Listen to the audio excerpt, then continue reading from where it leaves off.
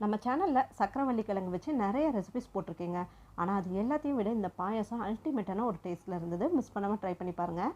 இதை செய்யறதுக்கு 2 table spoon நெய்யில் 1/2 கிலோ துருவின சக்கரவள்ளி கிழங்கு, 1/2 கப் ஊற வச்ச ஜவ்வரிசி ரெண்டையும் சேர்த்து ஒரு 2-3 நிமிஷம் போல் நல்லா வதக்கிக்கோங்க. வதங்கின பிறகு 2 கப் அளவுக்கு நல்லா கொதிக்கிற சுடு தண்ணி சேர்த்துக்கோங்க. பச்சை தண்ணி சேர்க்கக்கூடாது. தண்ணியை சேர்த்து நல்லா மிக்ஸ் பண்ணி விட்டுட்டு ஸ்டவ்வை சிம்லேயே வச்சுட்டு மூடி வச்சுருங்க. இடையில ஒரு 2-3 டைம் ஓப்பன் பண்ணி நல்லா மிக்ஸ் பண்ணி விட்டுக்கோங்க. அப்போ தான் அடி பிடிக்காது. 8 நிமிஷம் கழித்து பார்த்திங்கன்னா சக்கரவள்ளி கிழங்கு ஜவ்வரிசி ரெண்டுமே நல்லா வெந்திருக்கு. இது கூட சேர்க்கறதுக்கு 1 லிட்டர் அளவுக்கு நல்லா திக்காக இருக்க பால் காய்ச்சி வச்சுருக்கேன். இந்த பாலையும் சேர்த்துட்டு நல்லா கலந்து விட்டு ஒரு 4 நிமிஷம் போல் வேக விடுங்க. கொஞ்சமாக குங்குமப்பூ சேர்த்துக்கிறேன். வேண்டாம்னா ஸ்கிப் பண்ணிடுங்க. இது கலருக்காகவும் ஃப்ளேவருக்காகவும் தான்.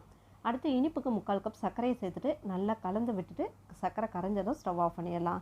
கடைசியாக நெய்யில் வறுத்த முந்திரி திராட்சை வாசனைக்காக 4 ஏலக்காவை தட்டி சேர்த்தா கமன் வாசனையோட அவ்வளோ சூப்பராக இருக்குங்க.